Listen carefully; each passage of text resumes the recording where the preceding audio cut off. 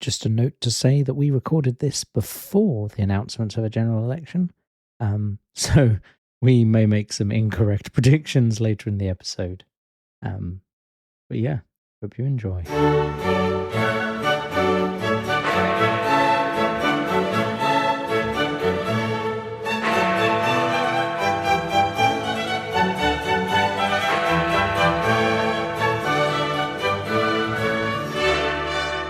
Hello and welcome to Unparliamentary Language, a podcast that looks at elections, defections, and finishes off with a nice hard poll.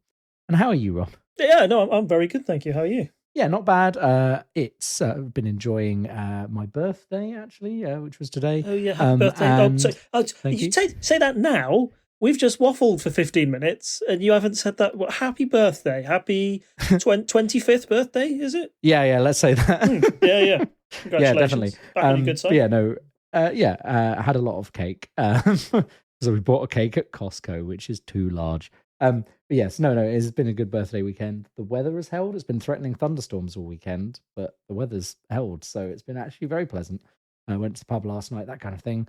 Had a good time. But we're not here to talk about me and my birthday. We're here to talk about elections. And boy, have there been a lot of different types of elections recently. So do you want to fill us in on the different types of elections? Then we can kind of run through what we've had recently in the UK. Because importantly, we haven't had a general election yet. Correct. Yes. And this was when we were sort of doing our yearly predictions. A lot of commentators kind of focused May as an opportunity for us to have a general election because you can sort of keep the costs down because so many other elections are happening at the same time. So we did have a by-election, which is a seat for a parliamentary constituency, what would go up in a general election. So we had one of those in Blackpool South. Then we have the local council elections, which are basically we have lots of local, for our US listeners, we have our counties, which might be the equivalent of your states in a way, and they each have their own local sort of election system. We elect a third of those each year. We split them up usually, so we're not having everybody elected at the same time. So a third of council seats were up for grabs. We also had mayoral elections. So, but again, to like put a US equivalent of it, it's like your state governor in a sense. They don't work within the system of the councils. They sort of sit above it.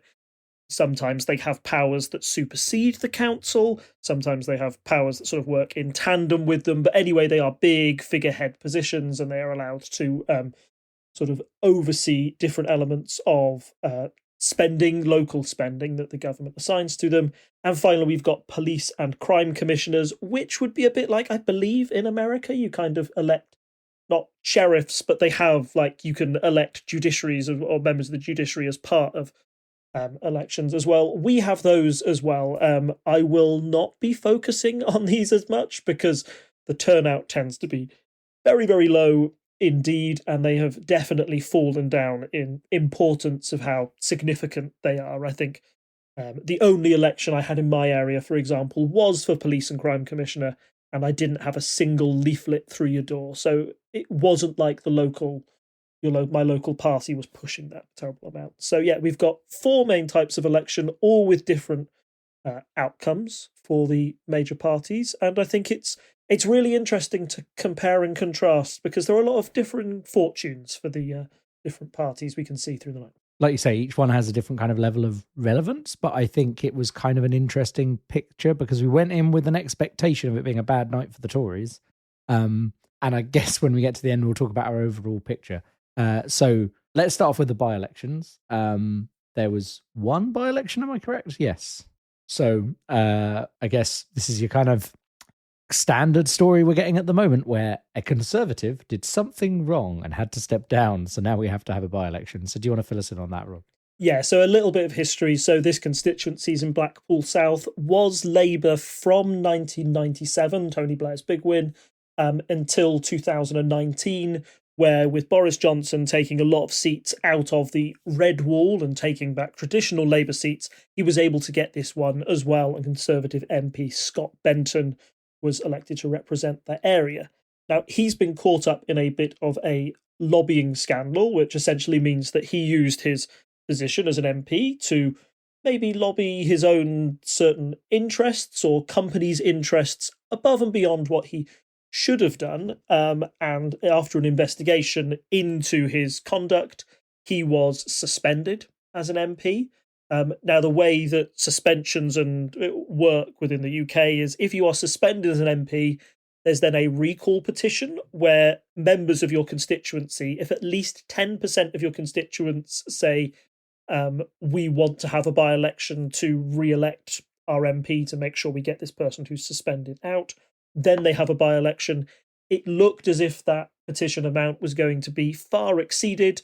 However, he resigned before the results of that petition were announced. So a classic case of he sort of jumped before he was pushed. But yeah, there's a big opportunity for Labour in this by-election, and the kind of pattern we've seen before is that Labour have been performing particularly well, but they may have been a little bit nervous on this. These are the type of seats they want to win if they want to overturn that 2019 majority for the Conservatives and turn it into a Labour majority in the general election of this year. So, yeah, how did that go? Labour won over 50%. And I think you're probably going to touch on a few points here, but this isn't a big surprise, right? Like, it was traditionally Labour. They've tried Tories once. It went badly for them as a constituency, and Labour wins again. So over 50% of the vote, that's a big swing to them, to over 20%. Conservative swing of minus 32%, but they still maintained second place, and then Reform came third. I guess Reform were maybe hoping to try and push the Conservatives out of that spot. Yeah, certainly. So, as you said, massive win for Labour.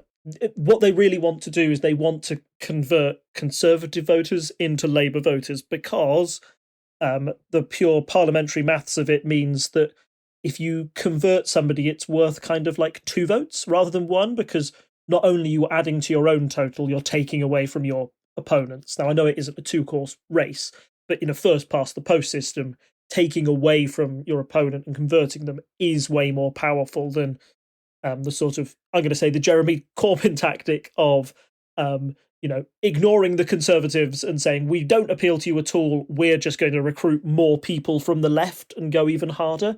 That was Jeremy Corbyn's strategy. He told people to F off and vote Conservative, and in 2019 they did, whereas Keir Starmer's strategy has been more like, come over to us now. You tried the Conservatives, as you said, but we're better. And that appears to have worked very well in Blackpool South. The other big story, as you touched on there, was how well Reform UK were going to do. Now, we've talked a little bit about Reform UK in the past. They are a parliamentary party that doesn't have, it has one MP in the form of Lee Anderson, but that's only because he defected from the Conservatives to them. They are to the right of the Conservative Party, and there are lots of people in the Conservative base or other Conservative MPs, like Jacob Rees-Mogg, who has sort of openly said, like, look, come on, if we basically took the manifesto of Reform and made it our own, we could get these people into our party, and then the Conservatives would be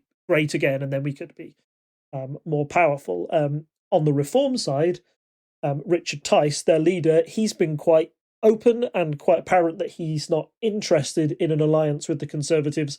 They want to wipe the Conservatives out. They want to be the party that goes ahead against Labour. So that's why they were looking to really disrupt this result and wanted a second place so they could go into a general election, probably the next major election we have, and say, look, we're not a protest party. We're actually the opposition to Labour. Vote for us, and it'll be a 2-horse race between Labour and Reform UK. Because they were beaten into third place, that narrative's been a bit disrupted, and Richard Tice, who was sort of in front of the cameras when the count was going on, left the hall by the back door so the cameras couldn't catch him when the final result was announced. So to me, that's a sign that Reform didn't quite have the win that they wanted here, or the result they wanted out of this by-election.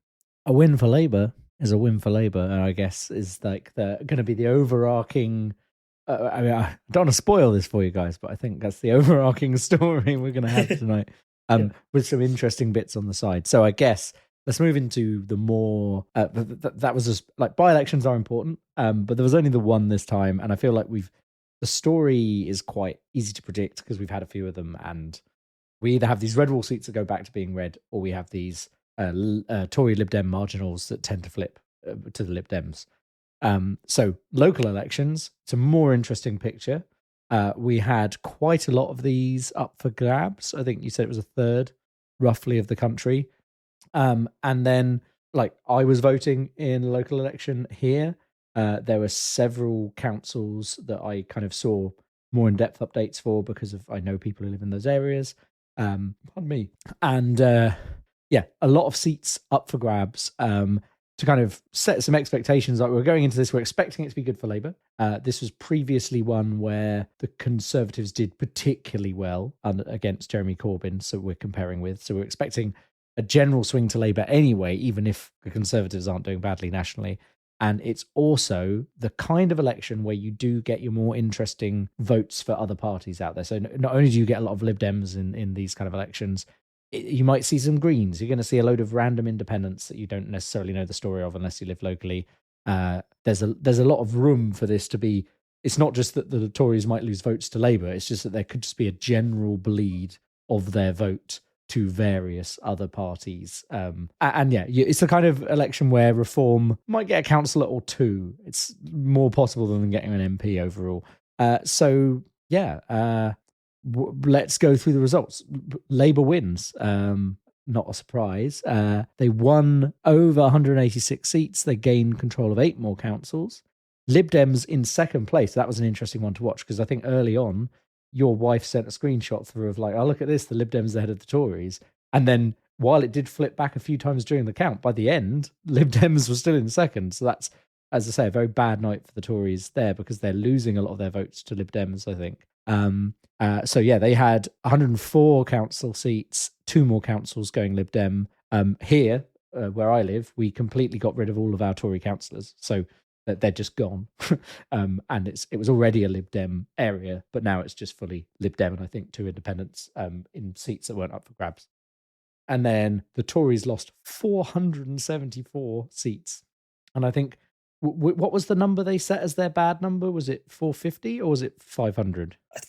I mean, it's much of muchness, isn't it? I can't remember which number it was, but it's, the fact.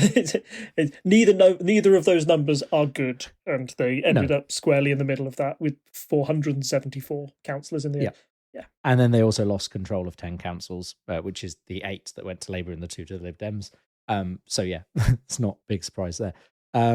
Yeah, but then we want to have a look at the vote share. So if we're comparing since the last election, so we're not comparing the same seats here. We're comparing to the last local, right? Yes, the turnout of the last local council elections. If you talk the overall vote share of each party. Yeah.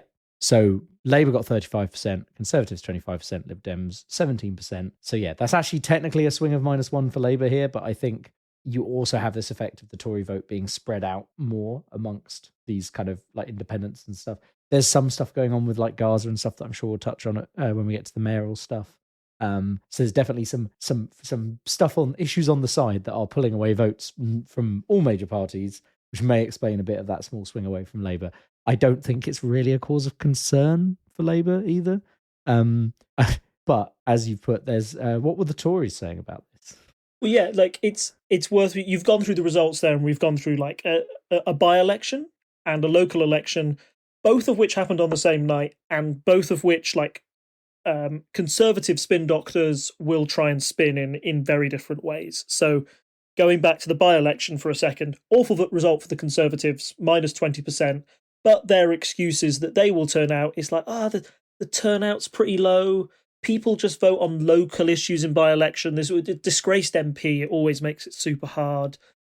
By-elections are always mad. We've seen mad results. And when a general election comes around, people sort of get more sensible because they're not voting for just a local MP. They're voting for the Prime Minister.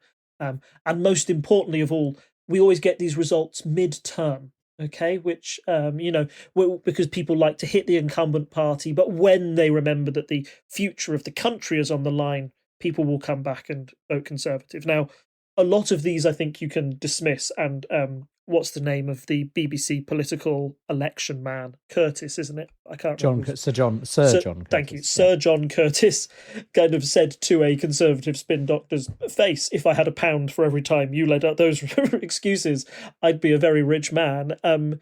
Yeah, it was an awful night. It's very hard for the Conservatives to spin that result into anything positive other than, oh, dismiss by-elections, they don't really matter. What really matters is parliamentary elections when everybody's up for a vote, right? Then you look at the local elections, which the Conservatives can kind of take, even though they've been wiped out, even though they're in third place. You have a look at these swing numbers here. Labour not getting 1%, only getting 35% of the vote, Conservatives getting 25% of the vote. What you saw was a story come out on Saturday, and I saw it discussed on Times Radio, by serious people trying to take it seriously. Stories on the front page of the Telegraph basically saying that, if this swing is repeated in a general election, Labour won't have enough for a majority of MPs. In which case, that shows that they're underperforming dreadfully. If you think we're awful now, Labour, people have no love for Labour either, which is a phrase where, I don't know, you take private eye, don't you? I do, yeah. I do. There was the front cover of that showed the Titanic sinking, and the quote was, well, there's not much love for the iceberg. It's like that doesn't really negate the fact that the entire Conservative ship is sinking. The point I wanted to make here is that it's absolute nonsense for the Conservatives to try and run this out and say that the result we saw in the local elections, that percentage, is going to be an accurate prediction of the national picture. I would argue that looking at the consistent swings we've seen towards Labour over a majority of by-elections that we've had over the course of this Parliament show a much more accurate trajectory of where the polls are and how people will vote in a national election compared to the local elections. Because in local elections, you are definitely not voting for the Prime Minister. You are voting on super local issues, aren't you? I used to take part in some local elections on behalf of the Lib Dems, just full disclosure, around the time of the coalition government, so a long time ago. And the person who was organising that campaign said to me something that's kind of stuck with me forever. It's local elections are about potholes and gritter bins, right? You need to keep you need to keep the roads free of potholes. You need to have gritter bins so people can grit their driveways when it's icy. That's the basic stuff the council's meant to do and keep under control. And you focus on those. They're not big headline national issues. They're the signs you see in your local papers of disgruntled residents standing next to an empty gritter bin or a big pothole in the road. That was a lot of my job there, was editing those sort of big standards. So that is one reason why Labour won't perform so well in those elections either. You'll have a lot of places where Labour will already be the incumbent. So if they're not filling in the potholes, or as the Labour councils might argue, they're not being funded enough from central government, which, may I remind you, is run by the Conservatives, in order to fill those potholes, then people might give them a bashing, and some might argue an unfair bashing, because they don't have the money to spread around in that case. Who it does work out really well for is parties like the Lib Dems and Greens, who are especially good at running on NIMBY issues, so not in my backyard. There tends to be a lot of opposition in local elections to sort of like housing developments or whatever, usually run by the incumbent council, who might be Labour or Conservative. And if you run on that kind of platform and say, no, if you put us in charge, we won't build anything, and it's one of the things that I think the Lib Dems and Greens have been excellent at campaigning on local issues and finding a base here to get some traction. It's what the Lib Dems are known for, and they're very good at converting local election results into MPs. If I'm right, you said that your local area is now no Conservative councillors and fully Lib Dem, and I think I remember. Didn't previously. It might be where else you live, but I thought you were living in a Lib Dem Conservative marginal MP seat as well, and sometimes that does convert. Yes, pretty well I've moved from. Yeah, I've moved from where I was in a safe Lib Dem seat because it was Ed Davies' seat. I've moved a bit further out, but it's the same kind of area in the heartlands of Surrey where it's kind of always going to be back and forth between Tory and the Lib Dems, and Labour don't get much of a look in, I'm afraid. So yeah, that's the situation where we are. Our Conservative council did some very bad mismanaging of stuff locally. So even without the Conservatives polling poorly nationally, people wanted all of those Tory councillors gone. And this is just the last set of elections to flush them out. So we went Lib Dem just before I moved here from being a Tory council, and then now there are no Tories left in the council, but we do have some independents. I don't have any idea what the independents were standing on. They weren't in my ward. They were probably standing on very, very specific issues. Yes, very ward-specific issues almost, if you get independents. But would you say it's so? In that case, you think that, I know this is from personal experience rather than data, so take it with a pinch of salt. But you think that it was local issues that mainly drove it, as well as national issues. If you're not keeping up with the local issues, but you vote on a national level, you think it was more local issues that sort of led the Conservatives being voted out rather than national, would you say? I don't want to put words in your mouth, but I wouldn't be able to tell you, but I think everyone wanted the Conservatives gone because of how they mismanaged. Like, essentially, they've bankrupted our local council. That's the summary of what's happened. And I guess the interesting thing is this year there's been a lot of the council having to cut back. This is a true story in several places. Like, I know Birmingham recently had the same issue. Where so the council has to be like, we are bankrupt. We have to run the services we're legally obliged to run, your bins, that kind of stuff, schools. And then they kind of did a budget. There was a bit of protesting about what things should and shouldn't be closed, because like we have like a local leisure centre, which presumably makes some money. So like shutting it down would seem silly when it can make some. So there's like a bit of back and forth about which things do get cut and don't get cut locally. And obviously, our council tax has gone up by the maximum it can go up by to help cover the shortfall as well. But that didn't turn into people not voting Lib Dems in. That, like, people are able to see that the issue was the previous administration and not punish the current people in there for being stuck with a bad deal from national government, essentially. So yeah, I think it probably errs on the side of local issues, but yeah. It's not like I ask everyone I meet on the street, why are you voting? Yeah, no. So like I said, I didn't want to do that, but it is my reckon that plays into things a lot more. And what the Lib Dems are very good at is saying, "Oh, remember how we really care about your local area. We're not Lib Dems aren't involved in the national picture as much, so they have to focus on the local area, and that they're very good at converting their running of local areas into MPs and sort of transposing that across."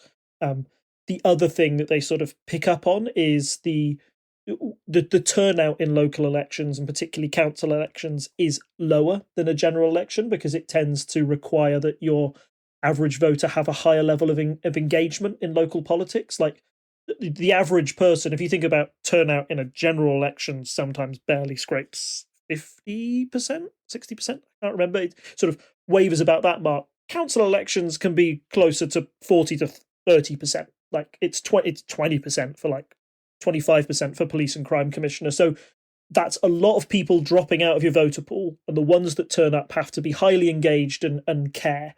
And that usually, if you care about local issues that much, you really are paying attention to what's going on.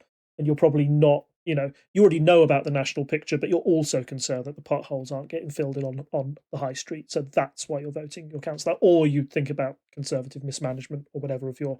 So taking your local council as an example, you have to have that level of knowledge anyway. And I bet there's loads of people who live in your council area who have no idea about who's responsible for, the bins or the leisure centres, etc., etc. I mean, one point, this is a side tangent, but I think it's interesting. You mentioned that the council had gone bankrupt.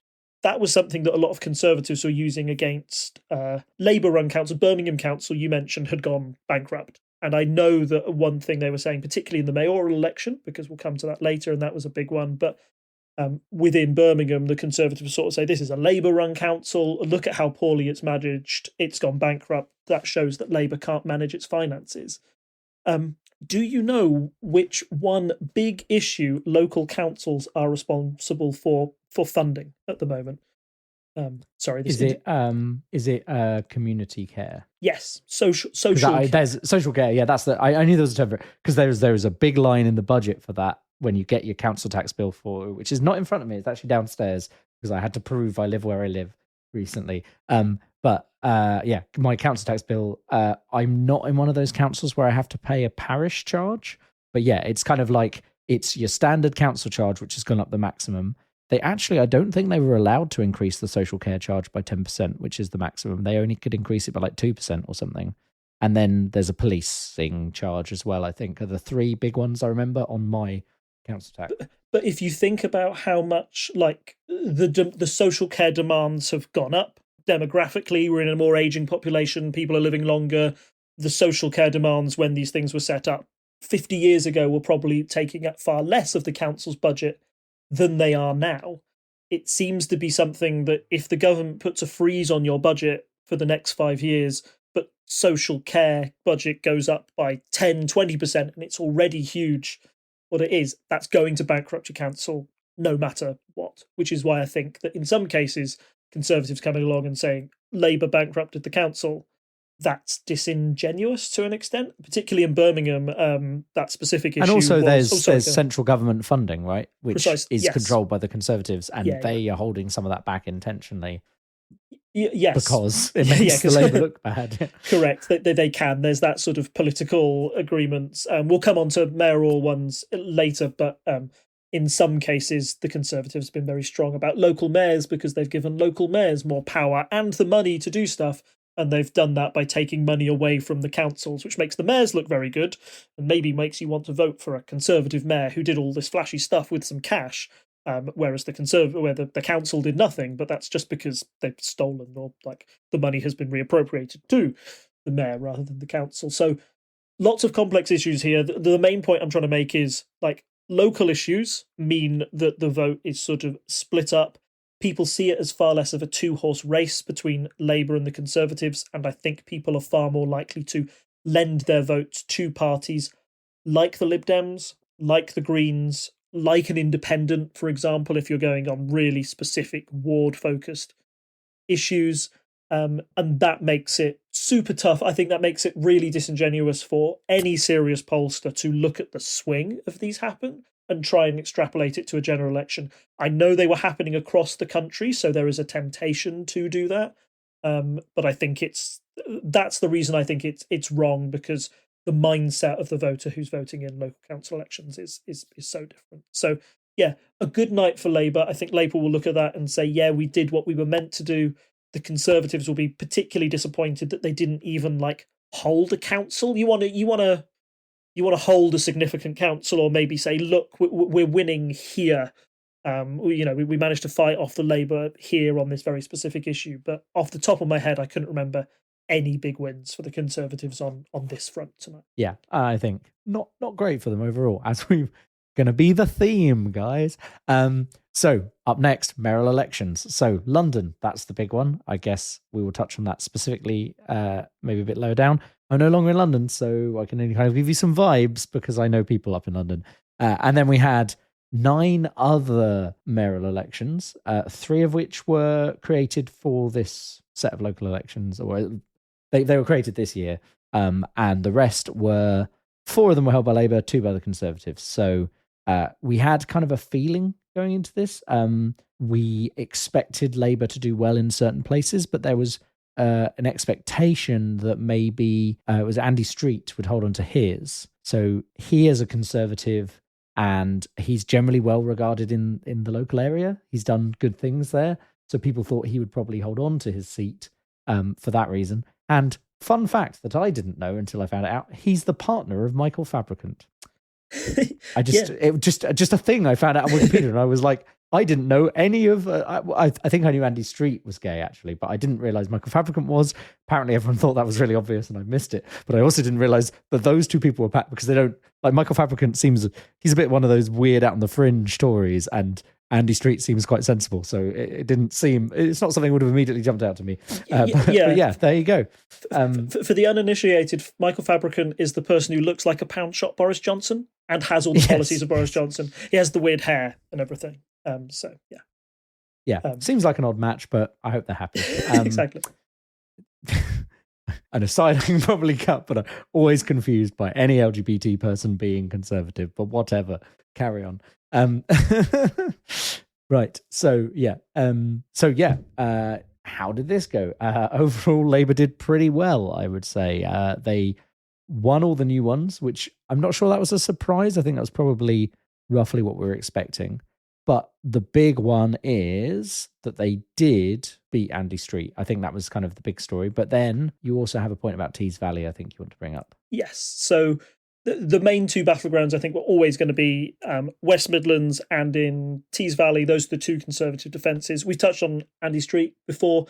He was seen as quite a popular Conservative figure, quite middle of the road, and people seem to generally like what he had done in the West Midlands, and like the political commentators and everybody around seemed to be like, oh no, Andy Street, nice guy. That was kind of good vibes around Andy Street. But Labour really, really wanted this mayoralty to go to them because West Midlands, huge area when you're looking at swing seats for a general election. We've already said that, this is focused on local issues, and it is, and they want to do that. But mayoralty might get a bit more of a vote out, and they want a piece of good news at in the West Midlands that they can point to on campaign literature when they have to go to the polls later in the year for the general election and say, look, we won here, we're the natural choice, vote Labour. They did it by a hair's breadth. They did it by 1 percentage point, and there was a recount in Coventry. There was a lot of sort of controversy over how close the count was going to be. So Labour picking up that win, I think, meant a lot to them because it failed to give any sort of life to a Conservative narrative that we're holding on, or I think particularly maybe amongst Conservative plotters or others in the Conservative Party who don't like Rishi Sunak, there's kind of a vibe of if you get our policies aren't wrong, it's just the person we've got in charge that's bad. So if you have the right sort of Conservative in charge, we could win these people back. But they lost it by a percentage point. So Labour relieved there, and I think happy that they won that one. However, in the Tees Valley, Ben Houchen, who is a Conservative, kept his seat by over 10 percentage points for the Conservatives over Labour.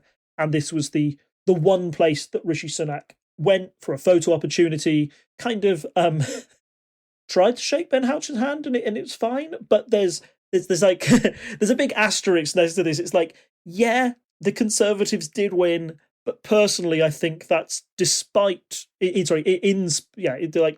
Rishi Sunak rather than anything because of the Conservative Party. You could see sort of Ben trying to push him away, trying to keep distance. Mm-hmm. So when doesn't want to be tainted.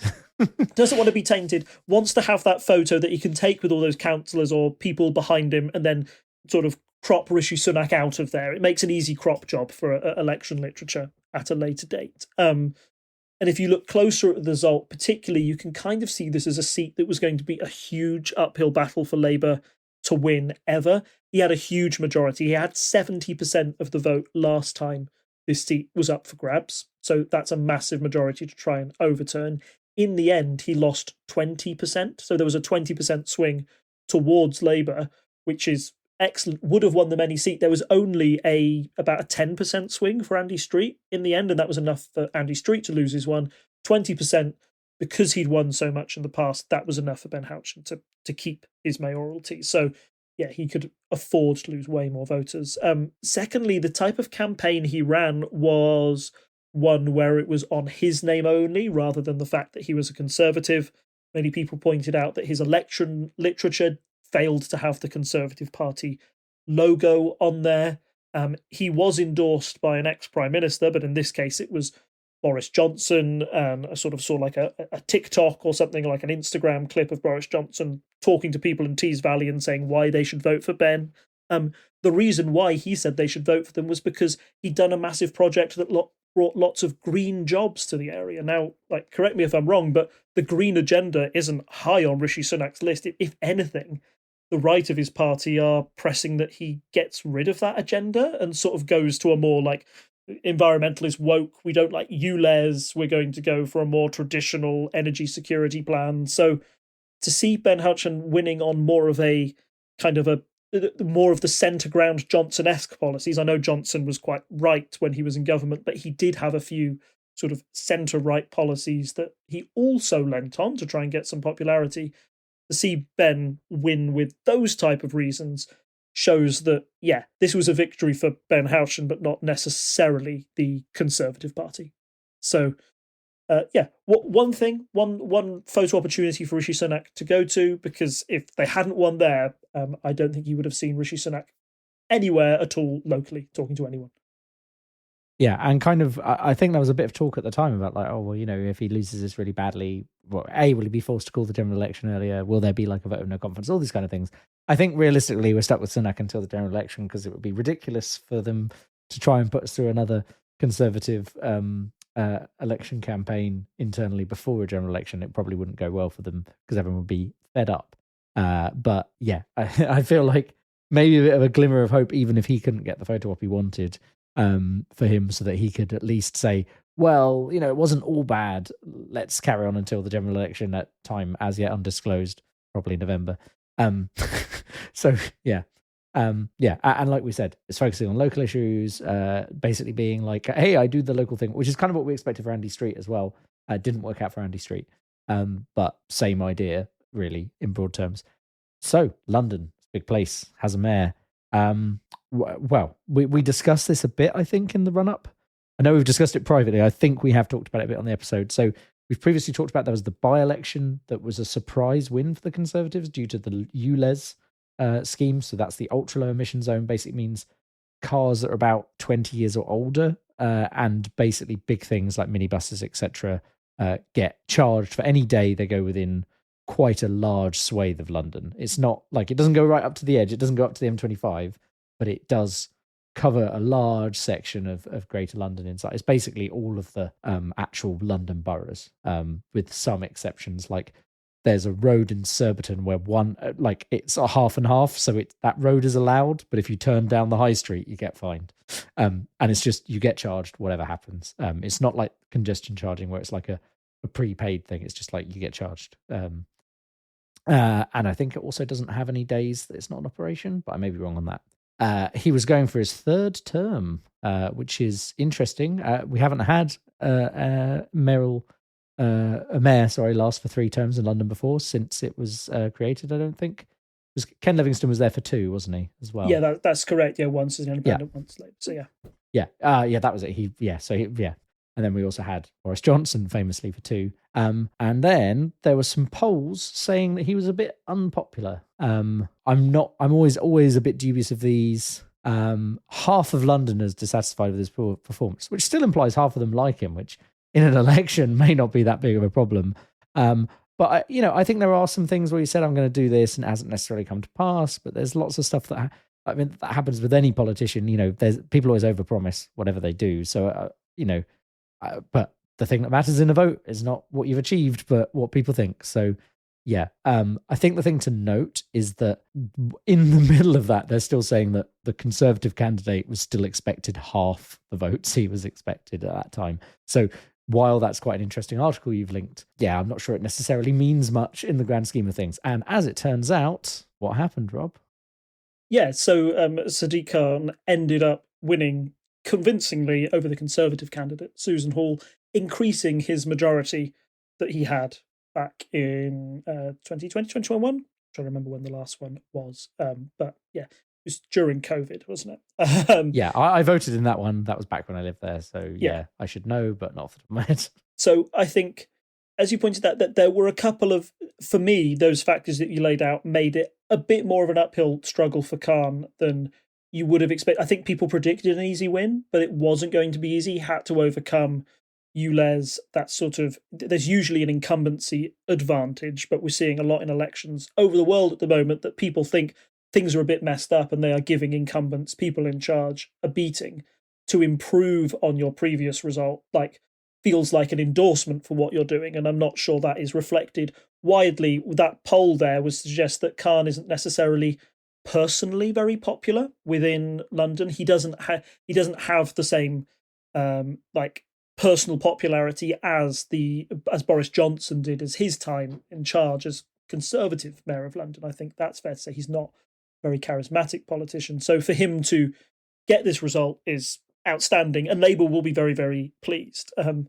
However, there was a there was a weird narrative going into Friday evening, Saturday morning, and it's kind of a result of how these local elections play out. We've gone through all the different types of election, the by-election, the council elections, the mayoral elections. All of these are spread out over 3 days and have very different counting schedules. And the London one takes the longest, doesn't it? Because you're taking in the votes of over 1 million, 2 million people. London's a big place, I'm led to understand. As a lot of people, more than your local little sleepy parish council will. So it means that results take far longer to count because of that. So over this period of time where the Conservatives are sort of like, well, we've got Ben Houchen, but there's not much else going on. We can't look at a win. A rumour started to spread that Susan Hall had performed particularly well. And Labour are getting nervous. And, maybe have they underestimated the wily Susan Hall, this surprise candidate who's going to upset Khan? And, oh, no, she's lost by even more. It was that. It's bizarre that this story was ever leaked in the first place. It was exactly the same story that happened last time in the last London election. I remember it doing it, and it was like, really? And I got nervous, a bit nervous that time that maybe something had happened and nothing did. It was still a comfortable win. But the fact that it keeps happening has led some to suggest that, look, the Conservatives need to start getting serious in London if they want to have a hope of winning. In particular, you had a candidate in Susan Hall who had some very bad sort of gaffes on the campaign trail. There was a weird story about her being pickpocketed on the London Underground, and then it turned out that her wallet was returned to her and lost and found, and it was probably more likely that she'd lost it or left it on the tube rather than she'd been pickpocketed. She had some very questionable retweets and joined some Facebook groups that were seen to be derogatory for a variety of reasons, and that was brought up, and she was forced on the campaign trail to sort of say, look, I'm very sorry, I'm not that person anymore, but that didn't help her image. And she was underestimated. A lot of people saw her as a very poor candidate for London, and that shows in the end result.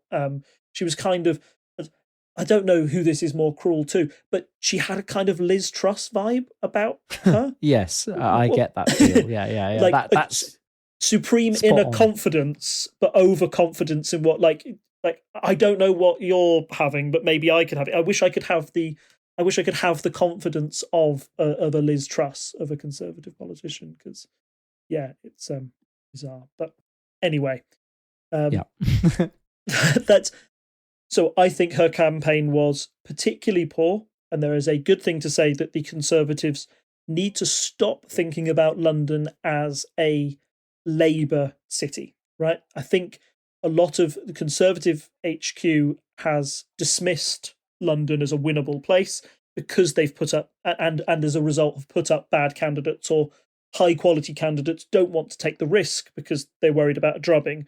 I think that might have been the case after the Brexit referendum. Like, you could see former Mayor Boris Johnson coming out of his house and being roundly booed by loads of people in London is a bad look, right? There was a sign that London was a big Remainer city. The Conservatives are the party of Brexit. Therefore, naturally, they will reject them. I mean, I certainly have a biased view. I understand the echo chamber I'm in, and it's definitely not Tory. So, I didn't see anyone really put up. The only time was when suddenly there are those rumours, as you say, and it's like, this doesn't feel correct. Like, I'm willing to believe there's a silent minority, but not a silent majority who thought she was good based on what I saw. I don't think I saw a positive story about her, if I'm honest. And that's like across anything. I wasn't actively looking for a lot because it didn't affect me as much anymore. But you'd have thought if someone had been like, oh, this Tory candidate's doing really well, that may have made the news. And yeah, it just didn't up to when, maybe everyone was really silent about it and suddenly it's a surprise like Brexit was. But as you say, it wasn't a surprise. It was what we expected. It's what the polls told us to expect. It wasn't a big surprise, really. I mean, the only argument being it's a surprise that it's a third term for someone who's been, that's tricky. But based on the polls, it wasn't a surprise. Some people were kind of going, oh, ULEZ. And I'm like, see, the thing is, the people in the middle have had ULEZ for ages, and there's a lot more population there. I mean, maybe not literal Westminster and areas like that where people don't necessarily live, but ULEZ expanded, and it was a real niche issue in Boris Johnson's old seat. And around where I used to live, it is an issue for people. It has affected people. I know people have had to upgrade their car, which is, I will point out, the point of ULEZ. Like that is the point behind it, is to try and force people to get rid of these cars to help reduce the pollution in London.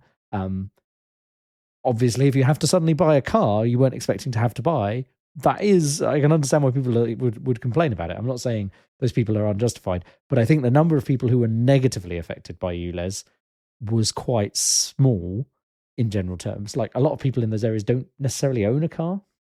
A lot of people who do own a car own a relatively new one. People who drive, some people have drive kids to school and stuff like that. I understand. A lot of people using public transport. I guess in the suburbs of London, you're more likely to have people owning cars than further in, where it's harder to park them. But still, I think overall, the number of people who were directly affected by ULEZ, as opposed to those who were kind of whipped up into it as a culture war thing in a very specific area, was quite small. So I don't think it was a big surprise.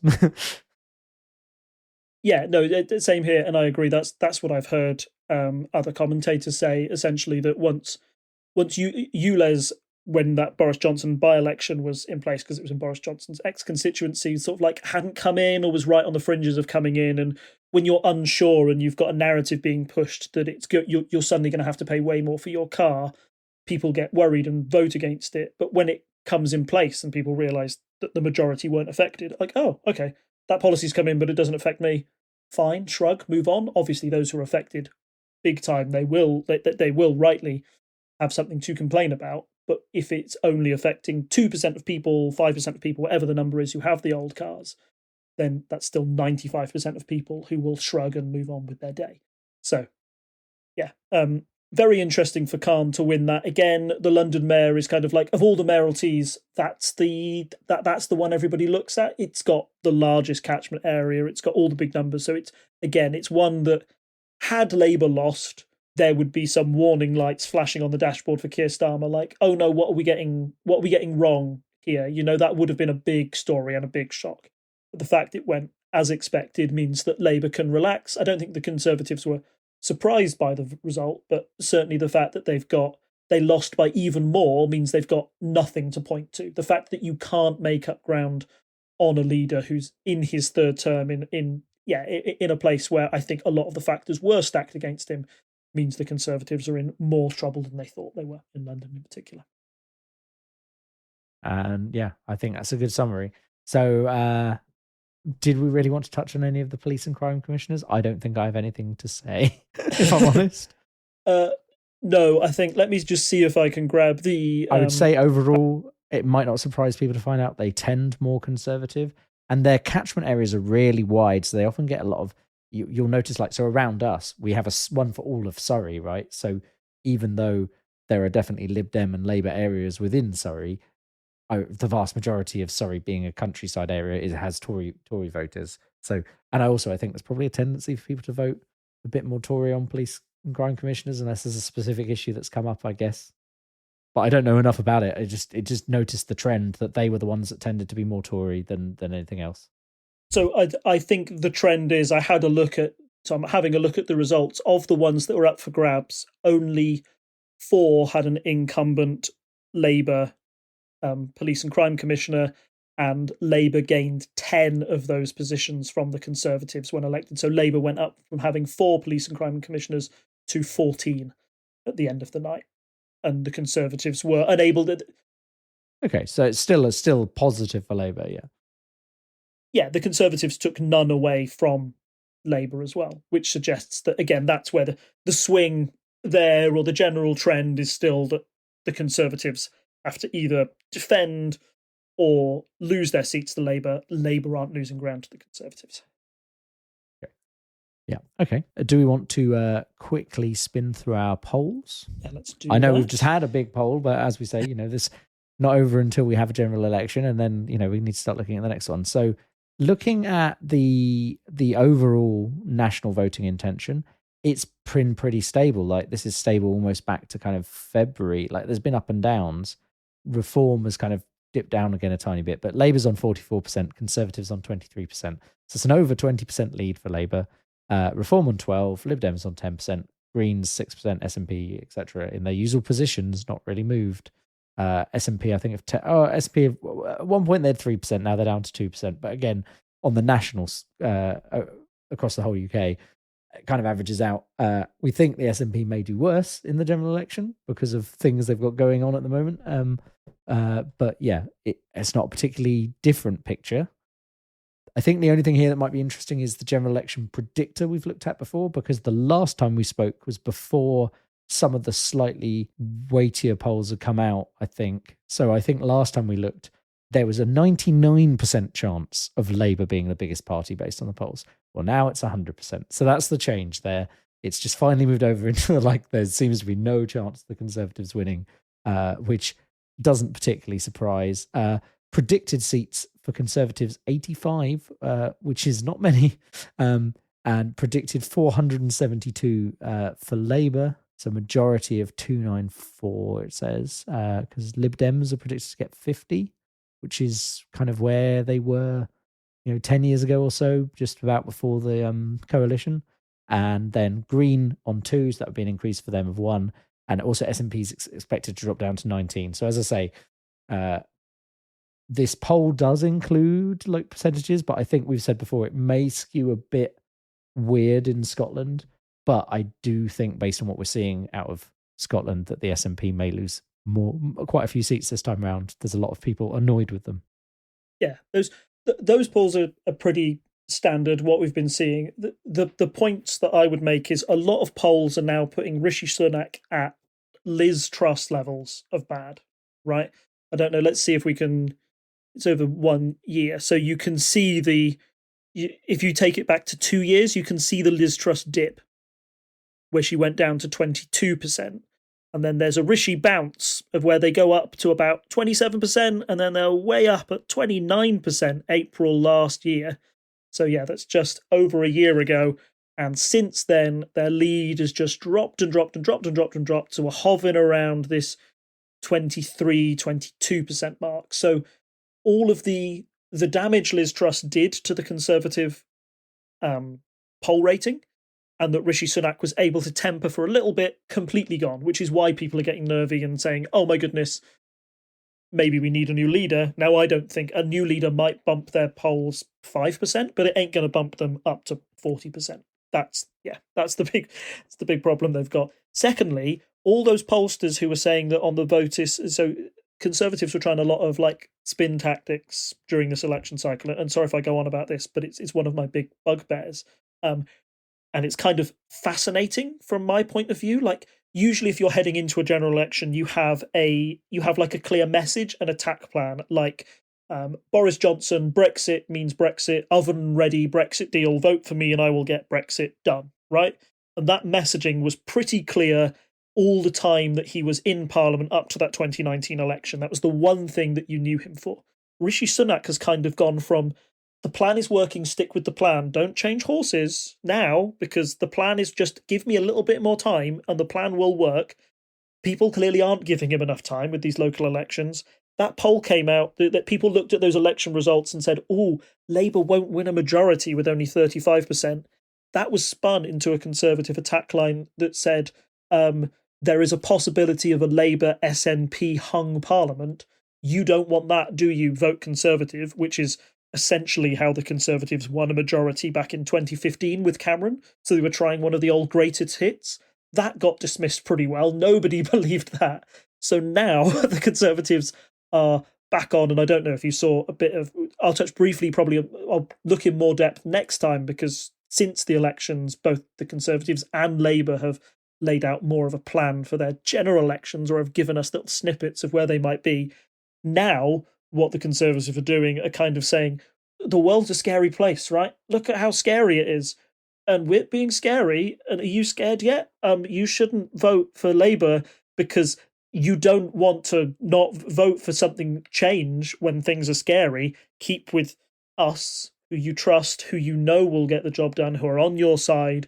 We'll keep the bad things away. Because if you think it's bad now, imagine how much worse it would be under Labour. That's kind of their attack line. And they are speed running all of their different political strategies, throwing mud at a wall and seeing what sticks. And at the moment, nothing is working. Absolutely nothing is working. That's why those polls are in the doldrums. That's why Labour are predicted to have a huge majority at the election. That's why, scarily, and I still can't believe it every time I look at the number of predicted seats on that general election calculus, 85 seats predicted for the Conservatives. Again, that's stupendously low. If they go from that is a parliamentary party that won 376 seats in 2019, losing nearly 300, 290 odd seats come the next general election. That's catastrophic. Yeah. It's still almost unbelievable, as we've discussed several times, but I guess we're going to find out in about 6 months max. Yeah. But if you're wondering... If you're wondering why the Tories are panicking, if you're wondering why we haven't got a general election yet, he's looking for any bump. He's looking for a 2%, a 5% bump. Please, let me get back to 27% in the polls so we win 120 seats rather than 85. That's where they're at the moment. And be really interesting to see if they do it and when he presses that big go button for the general election. Running out the clock as much as possible. Still guessing November. We'll see what happens. I think I may have said October in our predictions episode, but there's a lot of rumours about November 10th specifically. I don't know why November 10th. I guess it's before Remembrance Sunday, so maybe Tories think they'll get a bump out of wearing a load of poppies. I don't know. No, November. Yeah, it's weird. November 10th, just before Remembrance Sunday. But that's November 10th. It's also a Sunday, so it's very US election time as well, right? We'll have a presidential election right at the same time. So weird. Like maybe they think that the US presidential election will keep the UK general election off the news as much. I don't know, but I think that would be kind of chaos as well. But yeah, we'll see. Oh, we'll see. Okay, well, as always, thank you for joining me, Rob. If you want to find and support the podcast, you can go to parliamentary.observer, our website, a domain name I still can't believe they let me have. You can find us on Twitter, which we won't call X, and Instagram at Unparl Podcast. You can find us on Reddit at /r/unparliamentary. You can find us on Facebook as Unparliamentary Language. And of course, if you want to throw $1 our way to listen to our pre-ramble thing we do, and also just to support us, you can do so at patreon.com/TTSS for as little as $1 a month. And I think there's nothing left for me to say other than it's good night from me. It's good night from him. Bye. Bye. Bye. Bye. Can I break out my Boss Nass impression at the end? Of course. You have been a good Gungan for listening to this podcast. This has nothing to do with politics, so we're ending the podcast now. Okay. Right. Bye. Bye. Bye.